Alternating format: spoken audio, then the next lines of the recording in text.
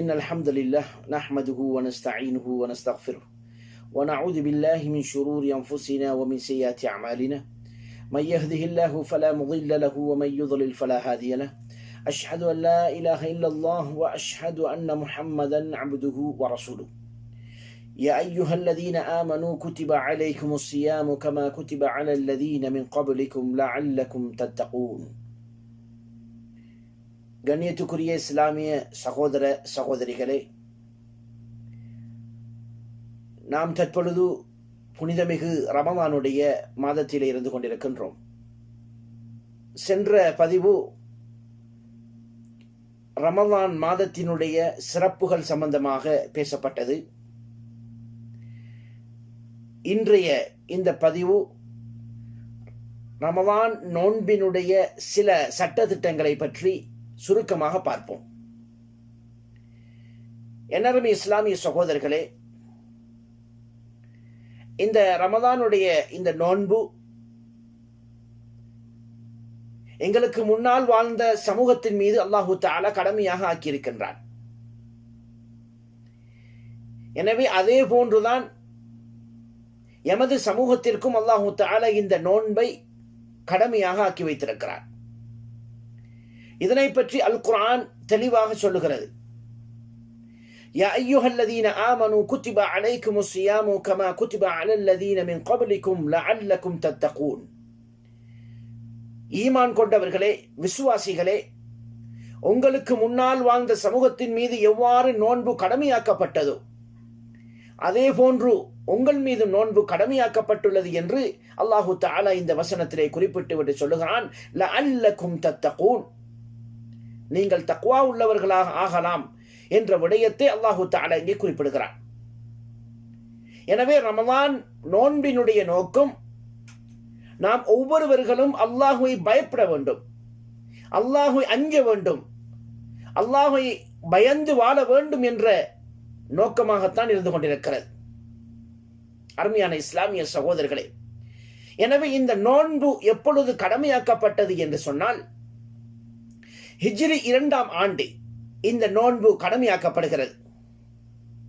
அருமையான சகோதரர்களே, எனவே இந்த ரமலானுடைய நோன்பை 2 விடயங்களின் மூலமாக உறுதி செய்து கொள்ள முடியும். முதலாவது அம்சமாக ருஅயத்துல் ஹிலால், அதாவது பிறை பார்ப்பதன் மூலமாக, அதாவது ரமலானுடைய பிறையை கண்டுவிட்டால் நோன்பு நோக்கப்படுகிறது. வானத்திலே மேகமூட்டம், பிறை பார்க்க முடியாது.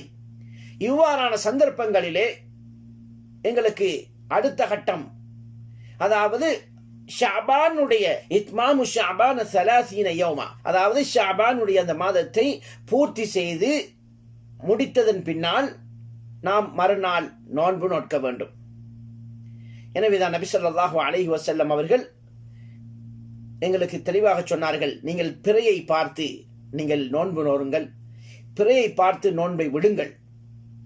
இவ்வாறு மேகமூட்டம் காரணமாக பிறை பார்க்க முடியாத அந்த சந்தர்ப்பத்திலே ஷஅபானுடைய அந்த நாட்களை பூர்த்தி செய்ததன் பின்னால் நோன்பு பிடித்துக் கொள்ளுங்கள் என்ற விடயத்தை நபி ஸல்லல்லாஹு அலைஹி வஸல்லம் அவர்கள் நமக்கு குறிப்பிட்டிருக்கிறார்கள். எனவேதான் அருமையான இஸ்லாமிய சகோதரர்களே, எனவே இந்த நோன்பு யார் மீது கடமையாகிறது என்று பார்க்கின்ற போது அதில் முதலாவது அம்சமாக அவர் முஸ்லீமாக இருக்க வேண்டும். ஒரு முஸ்லீமின் மீதுதான் நோன்பு கடமையாகிறது. முஸ்லீம் அல்லாத சகோதரர்களுக்கு நோன்பு கடமை இல்லை. அடுத்ததாக 2வது அம்சமாக அல் புலூ, அதாவது பருவ வயதை அடைந்திருத்தல் வேண்டும். பருவ வயதை அடைந்திருத்தல் வேண்டும். எனவே ஃபலா யஜிபு அல ஸகீர், சிறிய பிள்ளையின் மீது நோன்பு கடமை அல்ல. ஆனாலும் அந்த பிள்ளையை பழக்குகின்ற அந்த நோக்கத்திலே அந்த பிள்ளையை நோன்பு நோக்க நாம் கூற முடியும். எவ்வாறு? தொழுகையினுடைய விடயத்திலே நபி அவர்கள் என்ன சொன்னார்கள்? உங்களுடைய பிள்ளைகளை 7 வயதை அடைந்து விட்டால் அவர்களுக்கு தொழும்படி ஏவுங்கள். அந்த குழந்தைகள் 10 வயதை அடைந்தும் அவர்கள் தொழவில்லை என்றால் அடித்து தொழவையுங்கள் என்று நபி ஸல்லல்லாஹு அலைஹி வஸல்லம் அவர்கள் கூறியிருக்கிறார்கள். எனவேதான் சகோதரர்களே, எனவே இந்த நோன்பு அவர்களுக்கு நாம் சிறிய பிராயத்திலே இருந்து அவர்கள் அந்த நோன்பை நோக்கக்கூடியவர்களாக இருப்பார்களாக இருந்தால் அவர்களுடைய அந்த புலூக், அந்த பருவ வயதை அடைந்து விட்டால் அவர்களுக்கு அந்த நோன்பு பிடிப்பதற்கு மிகவும் இலகுவாக இருக்கும். அதனால்தான் இஸ்லாம் கூறுகிறது, நீங்கள் அவர்களுக்கு சிறிய பிள்ளைகளாக இருக்கின்ற சந்தர்ப்பத்திலே ஏவுங்கள். எனவே அவர்களுக்கு கடமை அல்ல, ஆனால் அவர்கள் பழகுவதற்காக வேண்டி அவர்கள் அந்த நோன்பை பிடிக்குகின்ற போது நிச்சயமாக அந்த நோன்பு அவர்கள் பெரியவர்களாகிவிட்டாலும் கூட மிகவும் இலகுவாக அந்த நோன்பை பிடிக்கக்கூடியவர்களாக இருப்பார்கள். எனவேதான் அருமையான சகோதரர்களே, அடுத்ததாக அல் அக்ல், புத்தி உள்ளவராக இருக்க வேண்டும். ஒரு புத்தி அற்ற ஒரு மனிதனுக்கு நோன்பு கிடையாது. எனவே நோன்பு பிடிப்பதாக இருந்தால் புத்தி உள்ளவராக இருக்க வேண்டும். அதே போன்று அல் குத்ரத்து அல சியாம், அடுத்ததாக நோன்பு பிடிப்பதற்கு சக்தி இருக்க வேண்டும். நோன்பு பிடிப்பதற்கு சக்தி இல்லை என்றால், அவரால் அதை நோன்பை பிடிக்க முடியாத மிகவும் ஒரு சக்தியற்ற ஒரு மனிதனாக இருப்பாராக இருந்தால் அவருக்கு நோன்பு கடமை இல்லை. அதே போன்று சகோதரர்களே, நோன்பு பிடிக்கக்கூடியவர்கள், அதாவது ஊர்வாசி, அந்த ஊரிலே இருக்கக்கூடியவர்கள், பிரயாணம் இல்லாமல் ஊரிலே இருக்கக்கூடியவர்களாக இருப்பார்களாக இருந்தால் நோன்பு பிடிக்க வேண்டும். ஆனால் ஒருவர் பிரயாணம் செய்கிறார் என்றால் அவர் மீது நோன்பு கடமை இல்லை. அதே போன்று சகோதரர்களே, இன்னும் பெண்கள், அதாவது அவர்களுக்கு அந்த மாதவிடாய் ஏற்படுகின்ற சந்தர்ப்பத்திலே அவர்களுக்கு நோன்பு கடமை அல்ல. அதே போன்று பிள்ளை பெருவின் மூலமாக ஏற்படுகின்ற அந்த இரத்தம், அந்த சந்தர்ப்பத்திலும் அந்த பெண்ணுக்கு நோன்பு கிடையாது, கடமை இல்லை என்பதை நாம் புரிந்து கொள்ள வேண்டும். எனவேதான் அருமையான இஸ்லாமிய சகோதரர்களே, எனவே இந்த அதாவது மாதவிடாய் ஏற்பட்டவர்கள், அதே போன்று பிள்ளைப்பெருவின் மூலமாக ஏற்படுகின்ற அந்த இரத்தம், இந்த பெண்கள் என்ன செய்ய வேண்டும்? இவர்கள் இந்த நோன்பை பிறகு கவா செய்ய வேண்டும். இவர்கள் பிறகு இதனை கவா செய்து கொள்ள வேண்டும் என்ற விடயத்தை ஹதீஸின் மூலமாக நாங்கள் பார்க்கக்கூடியதாக இருக்கின்றது. அதாவது அன்னை ஆயிஷா ரலியல்லாஹு அன்ஹா அவர்கள் அறிவிக்கின்ற செய்தி, நாங்கள் நபி ஸல்லல்லாஹு அலைஹி வஸல்லம் அவர்களுடன் இருந்த அந்த காலத்திலே மாதவிடாய் ஏற்பட்டு தூய்மை அடைவோம். அப்பொழுது விடுபட்ட அந்த நோன்பை நபி ஸல்லல்லாஹு அலைஹி வஸல்லம் அவர்கள் கவா செய்யுமாறு ஏவுவார்கள். அதே போன்று தொழுகைகளை, அதாவது விடுபட்ட தொழுகையை கவா செய்ய ஏவ மாட்டார்கள் என்ற செய்தியை ஆயிஷா ரலியல்லாஹு அன்ஹா அவர்கள் அறிவிக்கின்றார்கள். இந்த செய்தி புகாரி, முஸ்லிம், இதே போன்று அபுதாபுத், திர்மிதி, இப்னு மாஜா போன்ற கிரந்தங்களிலே இது பதிவு செய்யப்பட்டிருக்கிறது. என்னர்மை இஸ்லாமிய சகோதரர்களே, எனவே இந்த நோன்பினுடைய விடயத்திலே நாம் ஒவ்வொருவர்களும் கவனம் செலுத்த வேண்டும். அல்லாஹு சுப்ஹானஹு வ தஆலா இதை எங்களுக்கு ஒரு சந்தர்ப்பமாக, அதாவது நாம் நோன்பை விளங்கி தெரிந்து நாங்கள் நோக்க வேண்டும். என்னர்மை இஸ்லாமிய சகோதரர்களே, அதே போன்றுதான் நோன்பு சில விடயங்களின் மூலமாக அது வீணாகி விடுகிறது. அதில் முதலாவதாக கணவன் மனைவி ரமதானுடைய அந்த பகல் காலங்களிலே நோன்பை நோற்றுக்கொண்டு அவர்கள் இல்லறத்திலே ஈடுபடுவார்களாக இருந்தால் அவர்களுடைய நோன்பு வீணாகி விடுகிறது. இது முதலாவது அம்சம். இரண்டாவது விடயம், வேணுமென்றே வாந்தி எடுக்கின்றார், இவ்வாறான சந்தர்ப்பங்களிலே நோன்பு வீணாகி விடுகிறது. அதாவது இச்சை காரணமாக அவனுடைய விந்தை வெளிப்படுத்துவானாக இருந்தால் அவனுடைய நோன்பும் வீணாகி விடுகிறது. அதே போன்று சகோதரர்களே, அதாவது வேணுமென்றே சாப்பிடுவது, குடிப்பது, அதே போன்று எமக்கு ஊட்டச்சத்தை ஏற்படுத்துகின்ற ஊசி போன்ற விடயங்களை ஏற்றிக்கொள்வது, இது போன்ற காரணங்களை வேணுமென்றே அவர் செய்வாராக இருந்தால் அவருடைய நோன்பு வீணாகி விடுகிறது. அதே போன்று சகோதரர்களே, வேணுமென்றே அவருடைய உடம்பிலே குத்தி இரத்தத்தை வெளியாக்குகின்றார், இது போன்ற காரணங்களாலும் நோன்பு வீணாகி விடுகிறது. அதே போன்று நோன்பிலிருந்து சலுகை அளிக்கப்பட்டவர்கள், அதாவது முதலாவது நிரந்தர சலுகை, தற்காலிக சலுகை என்று இரண்டாக நாங்கள் பார்க்கலாம். அதாவது நிரந்தர சலுகை பெற்றவர்கள் அவர்கள் யார் என்றால் தள்ளாடும் முதுமை, அதாவது வயது போனவர்கள்.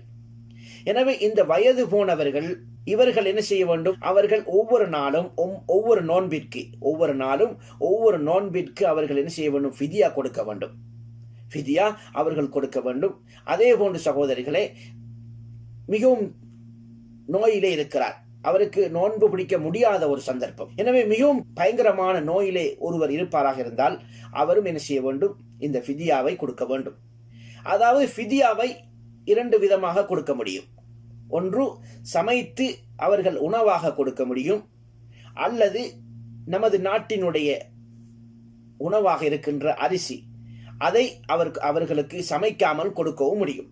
எனவே அவ்வாறு கொடுக்கின்ற சமயத்திலே அதிகமாக கொடுப்பதும் சிறந்தது.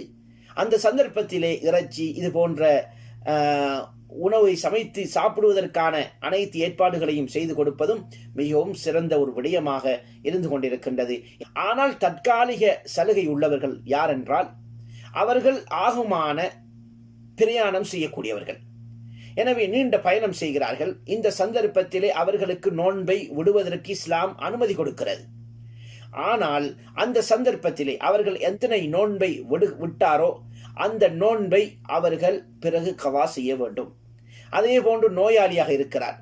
எனவே அந்த நோய் குணமடைந்து விட்டால் அவர் எத்தனை நோன்பை விட்டாரோ அந்த நோன்பை கவா செய்ய வேண்டும். என்ன அருமை இஸ்லாமிய சகோதரர்களே, எனவே இது தற்காலிக சலுகை உள்ளவர்கள். எனவேதான் ஒருவர் பிரயாணம் செய்கின்றார். இந்த சந்தர்ப்பத்தில் ஹம்சா பின் அம்ர் ரலியல்லாஹு அன்ஹு அவர்கள் கூறுகிறார்கள், அந்த மனிதருக்கு நோன்பு பிடிக்க முடியுமாக இருந்தால் அவர் பிடித்துக் கொள்ள முடியும். அவர் நோன்போடு பிரயாணம் செய்தாலும் குற்றமில்லை.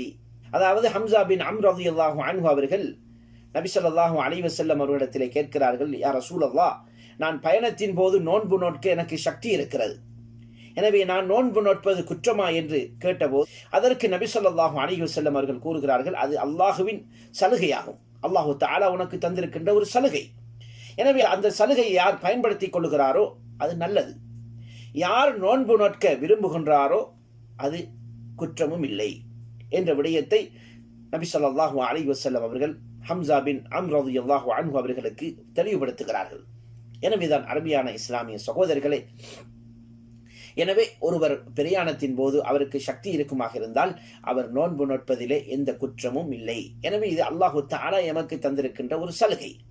எனவே அந்த சலுகையை நாங்கள் பயன்படுத்தி கொள்ள வேண்டும். எனவேதான் யாரெல்லாம் இந்த நோன்பை சரியான முறையிலே அல்லாஹுடைய தூதர் ஸல்லல்லாஹு அலைஹி வஸல்லம் அவர்கள் வழிகாட்டிய அந்த முறை பிரகாரம் அந்த நோன்பு அமையுமாக இருந்தால் நிச்சயமாக நாளை மறுமையிலே கண்ணியம் இருக்கிறது. அதே போன்று நாளை மறுமையிலே அல்லாஹ் சுப்ஹானஹு வ தஆலா கண்ணியப்படுத்துவான்.